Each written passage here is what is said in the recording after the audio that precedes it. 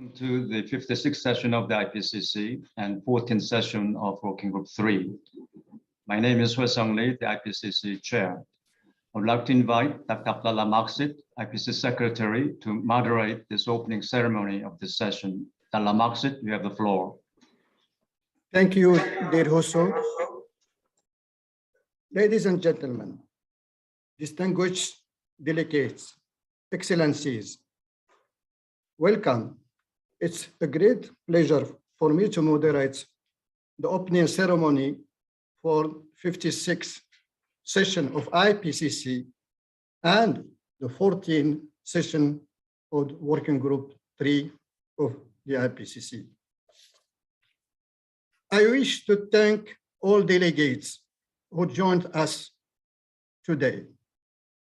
Our host, the government of the United Kingdom, the IPCC scientists, and all IPCC colleagues and friends.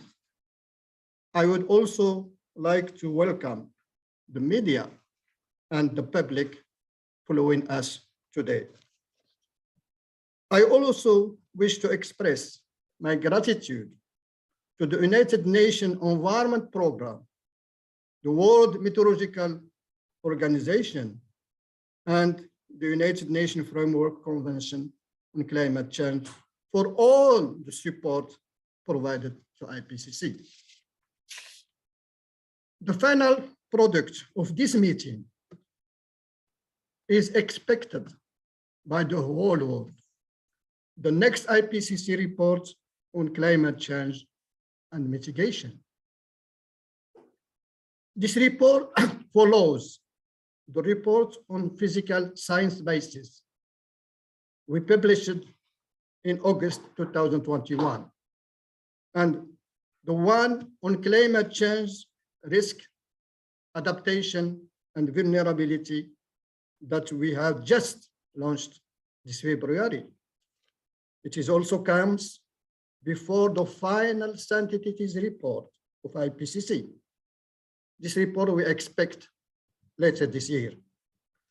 With this report, we will conclude the sixth assessment report of the IPCC, the most intense cycle of the IPCC history.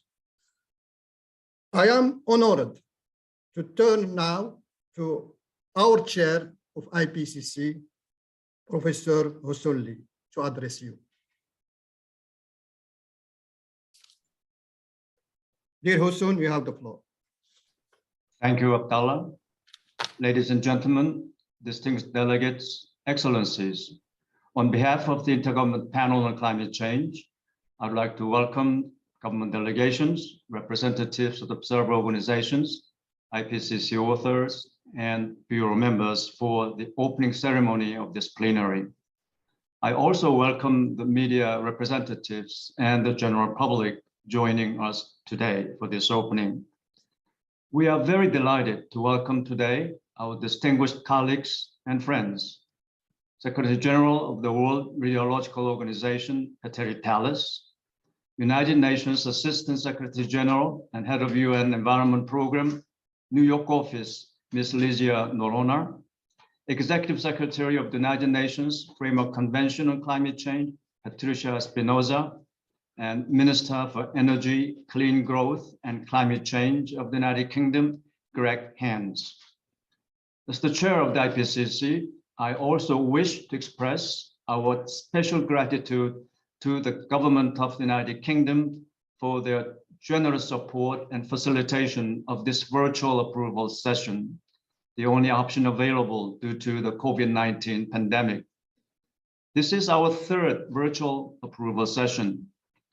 Preparing for a virtual approval process requires enormous additional effort to address contingencies by the Secretariat, the TSU, and the Bureau members. We thank you for all that effort. Today, we are embarking on the approval of Working Group 3 contribution, assessing the mitigation of climate change. The next few years will be crucial for the state of climate change in this century. This is why an updated assessment of mitigation is more important than ever. The critically important Working Group 3 contribution assesses progress made in mitigation and options available for the future and enabling conditions. It considers these elements from the aspects of the technological, environmental, economic, and social dimensions, building on previous IPCC assessments. The context is sustainable development. The IPCC assessment so far made it very clear that human-induced climate change is widespread, rapid, and intensifying. It is a threat to our well-being and all other species. It is a threat to the health of our entire planet. Any further delay in global action will not be an option. The Working Group 3 report we have today sheds light on solutions to meet this challenge by providing us with the latest scientific findings of mitigation of climate change. I would like to acknowledge here the leadership and dedication of the Working Group 3 co-chairs, Dr. James Gee and Dr. Pridadish Shukla, and the Working Group 3 Bureau.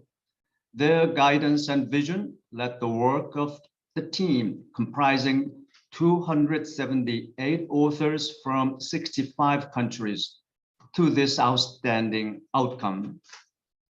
This approval session marks the completion of trilogy. It is the last piece of the working group contributions to the AR6. Before the 3 contributions, the IPCC in this cycle produced 3 special reports and 1 methodology report. Such workload was unprecedented in the IPCC history.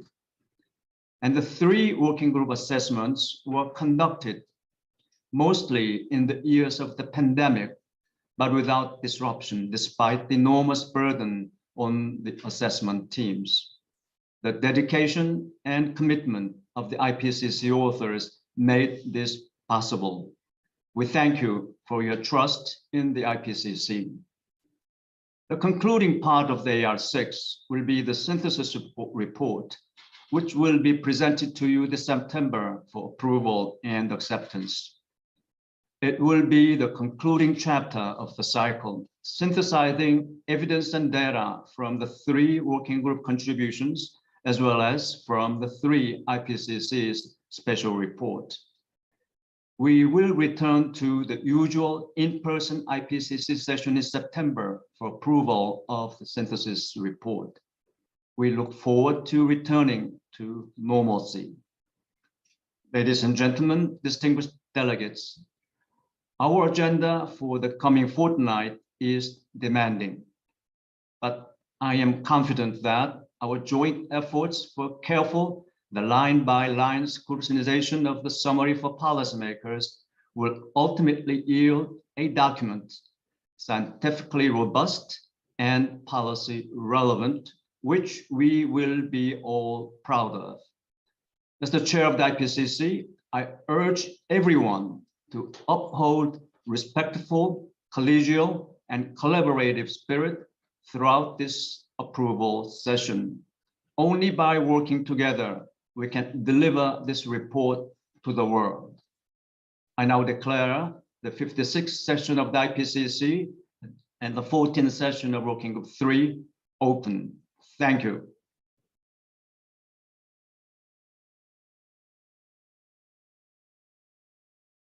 Thank you, dear Chair.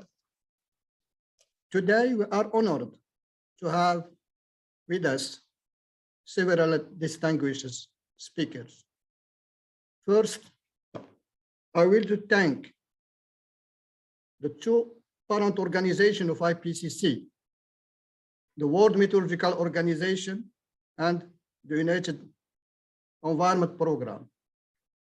Thank you for your continuous and ever stronger support to the IPCC. I am pleased to invite the United Nations Assistant Secretary General and Head of United Nations Environment Program, of New York, Mrs. Lydia Noronha. You have the floor. Thank you very much, Chair. I'm pleased to deliver the statement on behalf of Inga Anderson, the Executive Director of the United Nations Environmental Programme. Professor Ho-Shang Lee, IPCC Chair, Ms. Patricia Espinosa, Executive Secretary, UNFCCC, distinguished delegates, IPCC authors and experts, the media. I'm very pleased and honored to address you today at the 56th session of the IPCC and the 14th session of the Working Group 3. For 33 years, IPCC has underpinned global climate action. Now, with the finalization of the Working Group 3 report, the IPCC is on track to complete the current assessment cycle. This is key to ensure that the IPCC provides us with the science we need to inform the first global stocktake of the Paris Agreement and support countries in increasing climate ambition. This success comes despite the challenges posed by the COVID-19 pandemic. I congratulate you for your flexibility, commitment, and dedication. I commend all key contributors to the Working Group 3 report, specifically the 278 authors of the Working Group 3 for the services they have lent to the world. Working Group 3 co-chairs and vice chairs Jim Scare and Priyadarshi Shukla for their leadership in the successful completion of the Working Group 3 report. The chair of IPCC, Ho-Shang Lee, for his support to the co-chairs, Working Group 3 Bureau and authors. The IPCC Secretariat under the leadership of Abdallah Mokshit for preparing a virtual session that is inclusive, fair, transparent, equal, and acceptable to all delegates. The government of the UK for hosting the technical support unit and the Working Group 3 approval session. The Working Group 3 technical support unit for their backing to the Working Group 3 team and excellent collaboration arranging the session. And the WMO for their support to the IPCC process, including the preparations of this event. Friends, the earlier reports from Working Group 1 and Working Group 2 on the physical science basis and impacts, adaptation, vulnerabilities highlight the importance of Working Group 3's work looking at mitigation progress and options. Your earlier reports showed that the world is already 1.1 degrees warmer and will reach 1.5 in around a decade. This warming has already caused dangerous and widespread disruption in nature. It has affected the billions of people. Every small increase in warming beyond 1.5 will result in escalating losses and damages. But avoiding the worst impacts of climate change is possible if we reduce emissions quickly, build resilience, conserve ecosystems, and dramatically increase finance for transformative adaptation. Yes, progress in adaptation is too slow and uneven, but there are options in every region and every sector to adapt. In particular, nature offers untapped potential to reduce climate risk, deal with the causes of climate change, and improve people's lives while providing jobs and boosting economies. Against this backdrop, urgent, accelerated action is required to adapt to climate change while making rapid, deep cuts in greenhouse gas emissions. The Working Group 3 report will be a valuable contribution to efforts to do just this, as it will provide us a progress report on efforts to limit global emissions and review available mitigation options across sectors and systems. As UNEP 2021 emissions gap report showed, assessments of global mitigation progress and pledges are critical for climate action. Because we know we are off track for 1.5 degrees centigrade, because we know we are facing catastrophe, the Working Group 3 report will let policymakers know about the many solutions and opportunities available to reach the goals of the Paris Agreement and ward off this catastrophe. You, the IPCC, and its many authors and collaborators have done your job. Now you need to approve this report and get it out there so that policymakers can do theirs. I wish you the very best of luck for these 2 week-long sessions and look forward to seeing the great positive impact your work will bring to the world. Thank you.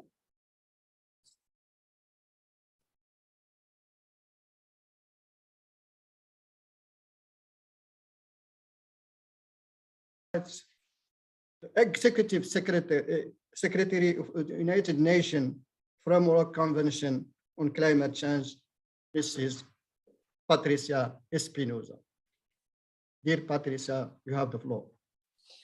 Thank you very much. And it's a pleasure to join all of you today. And let me start by also acknowledging and adding my voice to the words of appreciation of gratitude, also for the other reports, the other reports that the IPCC has already published, and that the synthesis report that you are working on that will be extremely important for the process going forward. I have been really looking forward to hearing, to reading of all the findings of the hundreds of scientists that have gathered in order to put in place these reports. And I am extremely grateful. We have actually not received very good news, but this is absolutely needed so that within the process and countries at the national level can have the science that will guide them in the taking of decisions. And today, let me acknowledge the Working Group 3 and the invaluable contributions that they have been making to our knowledge about climate change and mitigation. We owe a continuing debt of gratitude for the expertise and guidance provided by the hundreds of researchers and reviewers from around the globe who have worked so diligently to provide us with the latest insights from climate science. For those of us involved in furthering global climate action, the implications are clear. Despite substantive accomplishments over the years, including the fruitful outcomes from COP26, we are still far off the trajectory of stabilizing global temperature rise at 1.5 degrees. Ligia has just said, for example, that we will be reaching the 1.5 degrees in a decade, or we could be reaching the 1.5 degrees in a decade. And so the fact is that the emissions accumulate relentlessly and that mitigation efforts have not been equal to the task. Even ambition, if we take current commitments as our guide, is manifestly insufficient. Time is running out. Effective action is urgently needed.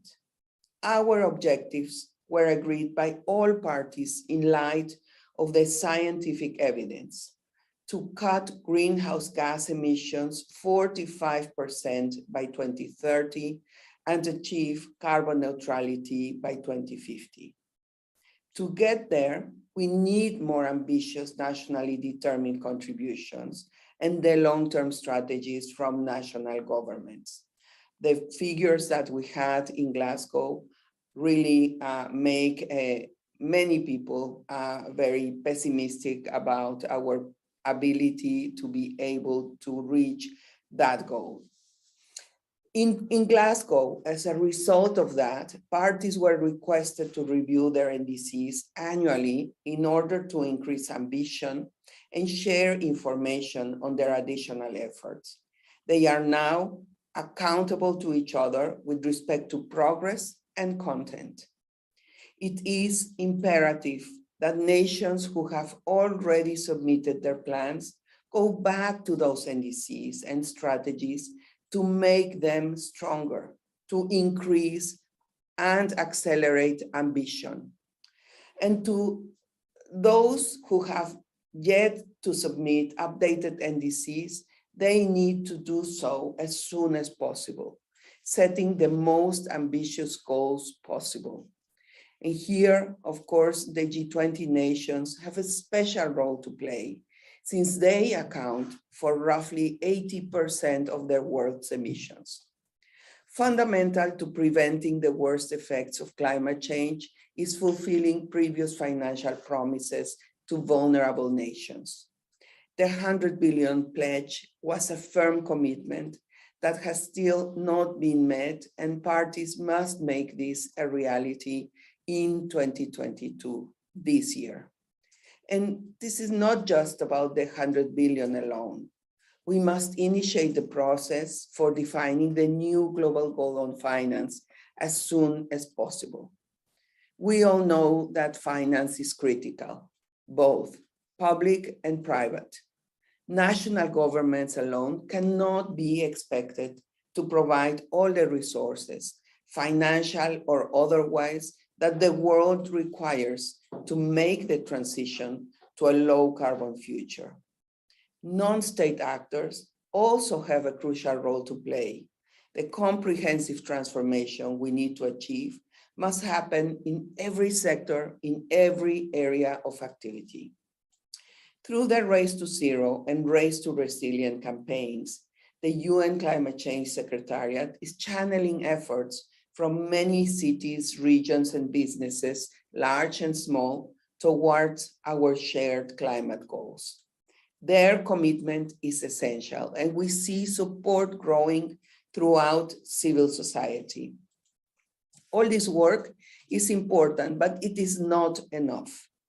Colleagues, to say humanity stands at a crossroads is an understatement. The 2020s must be a decade of action. 8 years remain. Long-term plans are important and they are needed. But if global leaders, public and private, do not make progress and establish clear plans for climate action in the next 2 years, plans for 2050 may well be irrelevant. Our work is clearly cut out for us, but I believe that collectively we are up to the challenge. Let me close again by thanking both Working Group 3 and the IPCC as a whole, and those participating in the next 2 weeks of discussions. I thank you very much for your work. I look forward for the outcome of your deliberations. Over to you. Thank you very much. Thank you very much, dear Patricia. Now we will hear a video message by His Excellency, the Right Honorable Greg Hans, Minister of Energy, Clean Growth and Climate Change of the United Kingdom. On behalf of the UK Government, I would like to take this opportunity to warmly welcome all delegates to the IPCC AR6 Working Group 3 Approval Plenary on the Mitigation of Climate Change. The IPCC process has been a force for good in the global fight against climate change, and it is an honour for the UK to be hosting this approval session. I'd like to begin, however, by recognising the extraordinary circumstances we find ourselves in. As the UN Secretary-General stated recently, Russia's recent attack on Ukraine conflicts directly with the United Nations Charter. The use of force by one country against another is the repudiation of the principles that every country has committed to uphold. The UN General Assembly has been clear in condemning this.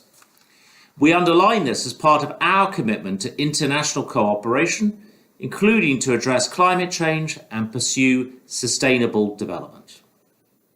Climate change represents one of the greatest threats to humanity of our age. It has never been more important to cooperate on climate change, reaching across the divide to integrate science and policy whilst guided by the best available evidence.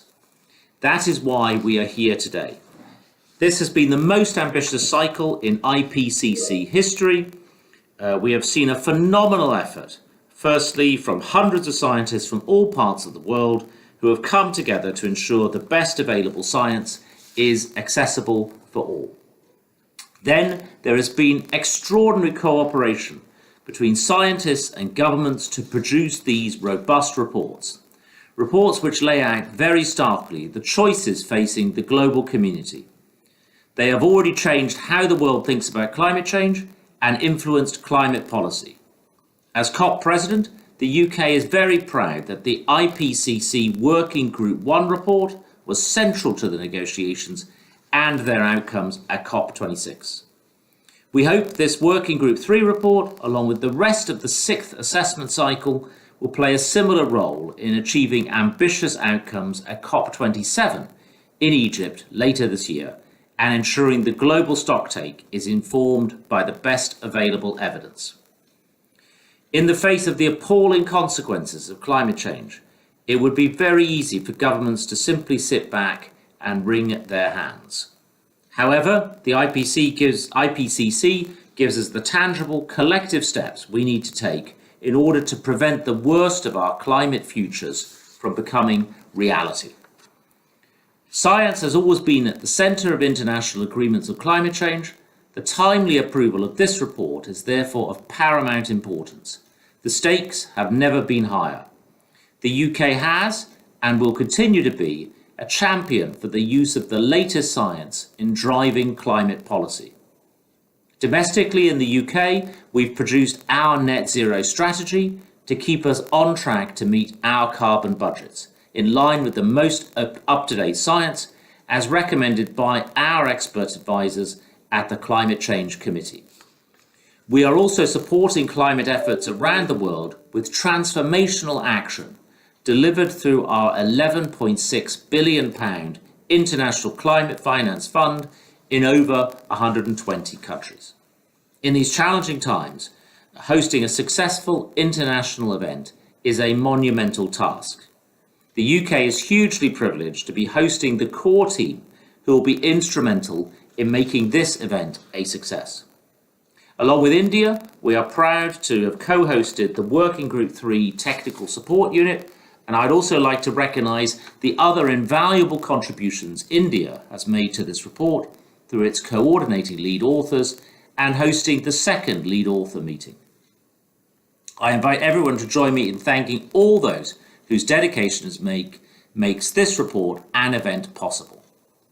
Not least the IPCC Secretariat, the Technical Support Unit, and the hundreds of IPCC authors who have time and effort to 3 contribution. I look forward to the successful approval of the Working Group 3 report so we can use the wealth of new understanding to shape our global response. Time is running out and we must all work together to avoid the worst effects of climate change. Thank you very much.